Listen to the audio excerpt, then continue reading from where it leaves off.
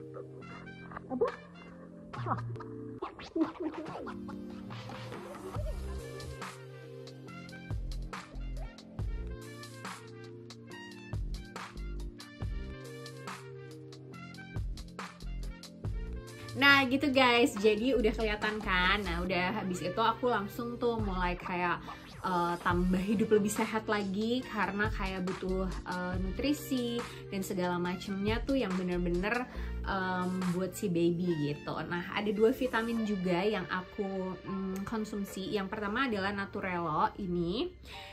Ini bagus banget karena aku tuh melihat kandungan-kandungan dari vitamin ibu hamil itu tuh harus lengkap banget kan. Nah di Naturello ini ada beberapa yang di vitamin-vitamin lain nggak ada. Terus sama juga aku konsumsi SmartyPants ini. Ini juga bagus, tapi menurut aku masih lengkapan Naturello dibandingkan SmartyPants. Nah terus habis itu aku juga tiap pagi tuh pasti smoothies yang isinya tuh berbagai sayuran dan buah-buahan. Minimal tuh pokoknya 5 macam sayur dan 5 macam buah gitu. Terus habis itu juga kayak protein, karbohidrat dan sebagainya juga harus disesuaikan. Nah terus udah gitu, udah ngomongin tentang vitamin, akhirnya juga aku ngecek untuk ke dokter pertama kalinya. Aku ke dokter Ridwan. Nah tapi kalau ini aku nggak ada sama sekali aku rekam karena di hari itu tuh baru 5 weeks, jadi belum ada USG pun tuh masih baru kayak kantung kecilnya gitu. Jadi aku ke dokter Ridwan, setelah aku tanya teman-teman aku, dan teman aku bilang kayak dokter Ridwan nih gitu. Nah ya udah akhirnya aku ke dokter Ridwan dan ternyata itu baru 5 minggu dan hasilnya masih kantung kecil gitu. Udah gitu guys, udah di Jakarta kita harus pindah ke Bali. Karena waktu itu kenapa kita mutusin pindah ke Bali, karena udah cukup lama kita di rumah aja, jadi kita bosen, jadi akhirnya kita pilih untuk kayak 2 bulanan di Bali. Nah setelah udah nyampe Bali, aku pastinya harus mencari dokter kandungan dong, karena terakhir itu aku ngecek 5 minggu dan itu masih kantung kecil. Nah terus akhirnya aku tanya teman-teman aku yang tinggal di Bali, kira-kira dokter siapa yang emang bagus, dan alhamdulillahnya aku ketemu sama dokter Haryasa. Nah, dokter Haryasa ini kayak bagaikan ketemu sama jodoh kali ya, dimana waktu ngobrol pertama kali sama dokter Haryasa aku ngerasa banget ini dia nih dokter yang gue cari selama ini. Karena waktu kehamilan J itu aku kan 6 bulan di Milan, terus habis itu nyampe Jakarta aku cukup kecewa dengan dokter ya adalah ya waktu itu, dan akhirnya aku lahiran dengan dokter yang baru pertama kali aku ketemu pada saat lahiran J. Jadi benar-benar aku nggak ada dokter yang mengamati dari kehamilan 0 sampai 9 bulan waktu J. Jadi benar-benar pas kehamilan kedua aku tuh kayak masih mencari-cari dokter gitu. Dan alhamdulillahnya pada saat ketemu dokter Haryasa aku happy banget, karena dokter Haryasa ini pada saat ngobrol tuh sesuai banget dengan yang kayak aku dambakan gitu. Nah kita lihat langsung aja cuplikannya dari aku ketemu dokter Haryasa, kita USG dan sebagainya. Ini dia. Halo guys, nah today aku bakalan ke klinik Kasih Medika, klinik yang dimana aku akan ngecek kandunganku. Nah kira-kira sekarang udah jalan 10 weeks kalau aku pakai aplikasi dari handphone aku, karena terakhir itu ngecek kan 5 weeks di Jakarta, jadi sekarang kita pengen ngecek badannya.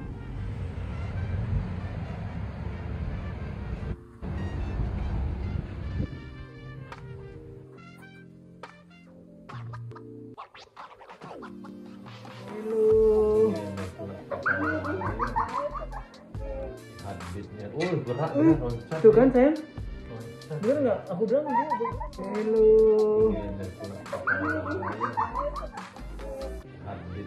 Berat loncat. Tuh kan sayang, bener nggak? Aku bilang dia berat. Orang tahu gue taat.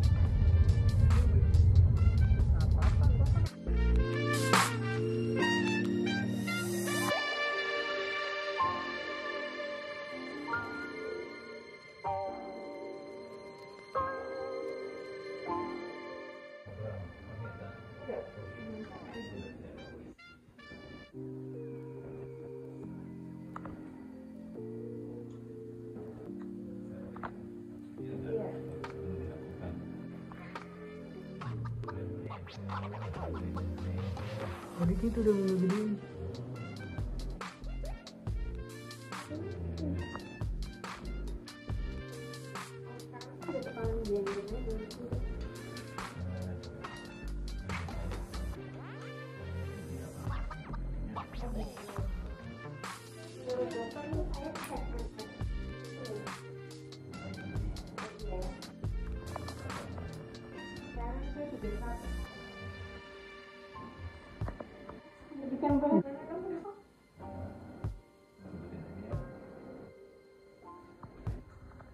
Oke.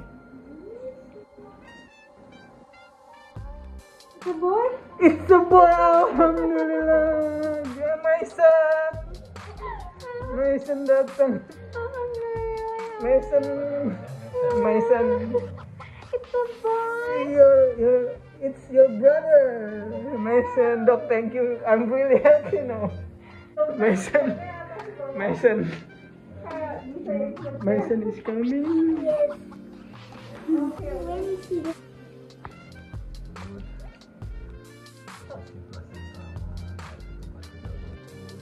Sopan si baby semua ukurannya normal. Kayaknya beratnya nggak terlalu naik ya. Nggak apa-apa ya. Alhamdulillah. Nasal bone. Oh. Nasal tuh hidung nggak?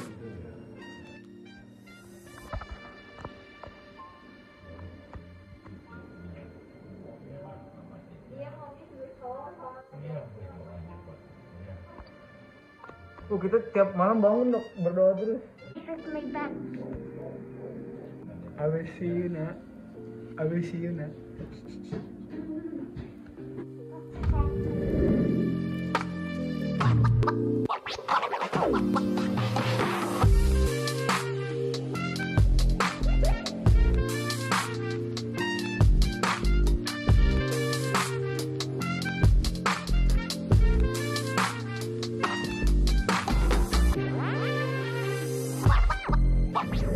Oke guys, itu dia perjalanan kehamilan aku di Bali. Jadi cukup menyenangkan juga karena aku bisa olahraga, renang, terus juga kena matahari, jalan-jalan, pokoknya menyenangkan. Nah akhirnya udah saatnya kita balik lagi ke Jakarta karena udah 2,5 bulan.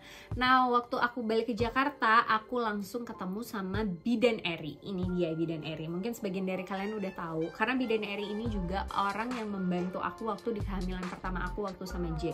Aku tuh hypnobirthing sama Bidan Eri dan aku ngerasa banget proses persalinanku tuh bener-bener kayak mudah, nggak sakit sama sekali. Kalau orang-orang cerita misalnya persalinannya seperti apa, aku alhamdulillah sangat menyenangkan. Dan akhirnya ya udah aku memutuskan untuk ketemu lagi sama Bidan Eri untuk mengecek kehamilanku yang kedua ini. Tapi sayangnya aku nggak ngerekam juga, jadi pokoknya aku ketemu sama Bidan Eri, terus emang senang banget sama Bidan Eri ini, orangnya juga ya sesuai banget chemistry-nya. Jadi kalau menurut aku dokter, bidan atau tenaga kesehatan yang membantu saat kehamilan tuh penting banget chemistry-nya sama kita. Nah kalau Bidan Eri juga aku ngerasa chemistry kita ketemu banget. Nah oke, setelah itu di Jakarta aku sama Bidan Eri dan tetap masih sama dokter Ridwan juga gitu, karena Dokter Ridwan ini sama Dokter Haryasa ini orang-orang yang sangat teliti pada saat USG. Jadi USG-nya tuh bisa bener-bener lama banget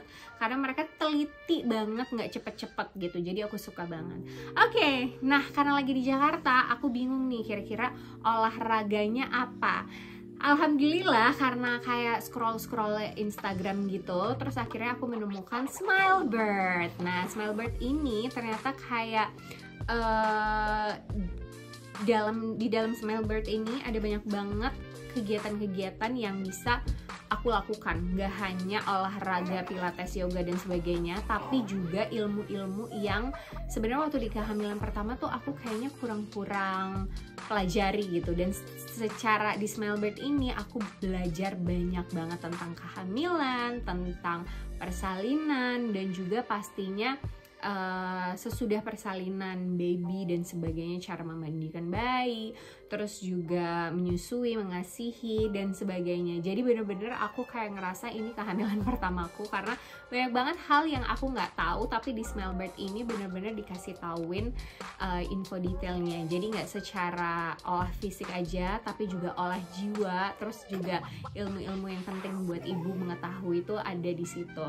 Nah pastinya juga di situ ada yang namanya hypnobirthing juga. Terus aku ketemu Bidan Mila di sini. Nah Bidan Mila ini yang akhirnya membantu aku juga hypnobirthing secara virtual karena waktu itu aku udah harus berangkat ke UK dan jadinya aku hypnobirthing sama Bidan Mila. Oke, ini dia Smilebird. Kalian bisa lihat kalau misalnya yang kalian lagi hamil sekarang.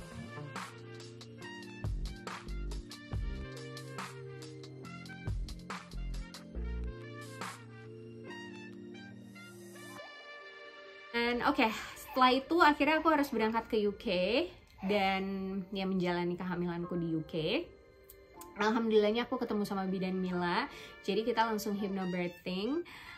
Sama Bidan Mila hypnobirthing ini juga aku ngerasa enak banget, kena banget kayak apa ya, kalau aku tuh ngerasa pada saat kita hamil jangan sampai trauma kita yang kita punya tuh turun ke baby kita. Jadi kalau misalnya hypnobirthing tuh nggak hanya membuat kita relax aja, tapi juga membuat kita tuh menyembuhkan yang memang harus disembuhkan dari diri kita. Jadi baby kita juga nggak membawa itu nanti pada saat lahir gitu kalau menurut aku. Nah, itu dia Bidan Mila ini. Kalian juga udah pasti tahu banget Bidan Mila karena udah banyak banget perempuan-perempuan yang dibantu sama Bidan Mila. Nah, jadi pada saat di UK ini perjalanannya adalah aku harus jadi di sini alhamdulillah gratis semua ya guys. Nah, di sini itu pertama kali aku itu mendapatkan, kan pada saat kita nge-apply visa kita mendapatkan kayak asuransi gitu, jadi kita membayar asuransi di depan dan setelah itu kita nggak harus bayar-bayar lagi gitu. Nah, karena suamiku kuliah di Universitas UAE, nah jadi kayak dokter aku tuh harus di sana gitu. Nah, pertama kali tuh aku bilang aku lagi hamil karena memang sudah jadwalnya juga aku USG lagi, karena kan pada saat semester 2 tuh masih USG-nya sebulan sekali. Jadi pas banget aku nyampe sini aku tuh harus USG, harus kontrol lah. Jadi aku telepon, terus habis itu aku ke klinik dokter yang ada di kampus. Setelah itu baru mereka menyarankan aku untuk ke midwife. Nah, akhirnya aku ditelepon tuh sama midwife-nya, dia menanyakan kayak gimana kamu lagi hamil bla bla bla. Tapi itu tuh teleponan kira-kira 30 menit. Midwife di sini sangat amat kayak apa ya, helpful, terus juga care banget. Jadi selama 30 menit dia menanyakan semua detail perjalanan kehamilan aku, karena kan mereka belum tahu apa-apa. Sampai sini tuh aku udah 7 bulanan gitu.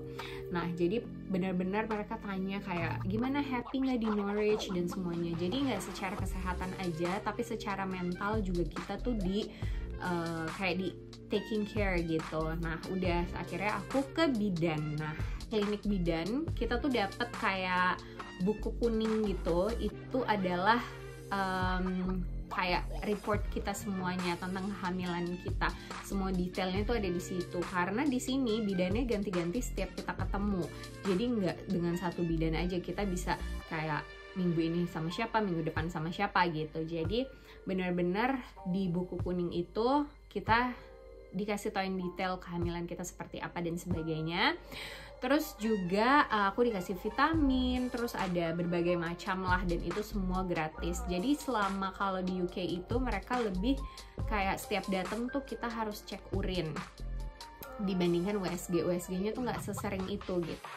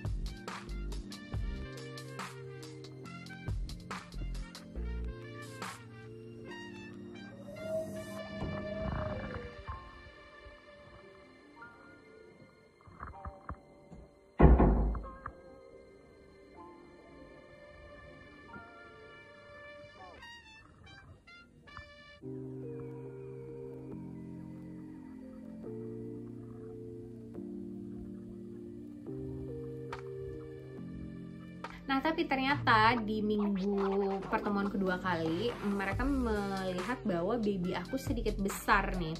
Jadi akhirnya aku harus USG ke rumah sakit. Nah, ini dia rumah sakitnya.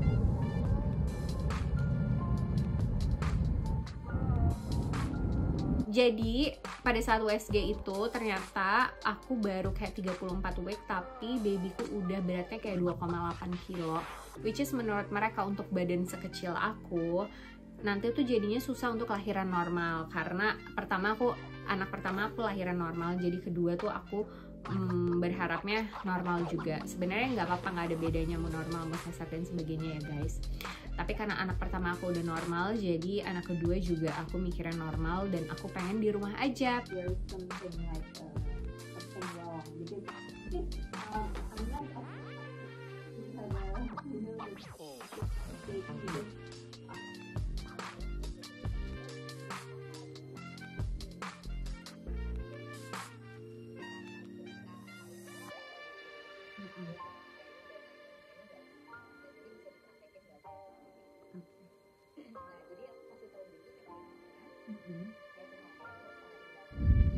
Nah, jadi mereka bilang harus dilihat dulu kondisinya karena takutnya kalau misalnya ibunya terlalu kecil, anaknya kegedean, susah di aku.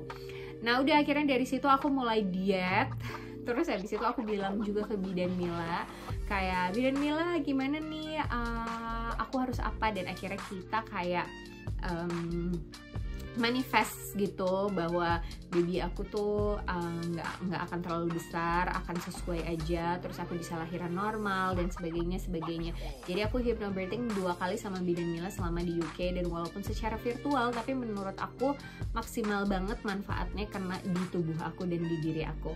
Dan terus habis itu baru nanti di 38 weeks aku harus cek baby lagi apakah beratnya membolehkan aku untuk lahiran di rumah atau enggak gitu. Nah, jadi sambil aku tetap cek di midwife tapi juga cek di dokter untuk lihat kalau misalnya aku boleh lahiran normal berarti aku sama bidan aja di rumah, tapi kalau aku harus lahiran di rumah sakit berarti aku harus ke dokter dan di rumah sakit yang tadi aku udah tunjukin. Nah, akhirnya di 38 weeks kita ke rumah sakit lagi, dan alhamdulillahnya kayak afirmasi yang selama ini aku dan Bidan Mila lakukan, yaitu berat baby aku 3,5 kilo berhasil. Pada saat BSG berat baby aku 3,5 kilo dan aku dibolehkan untuk kelahiran di rumah.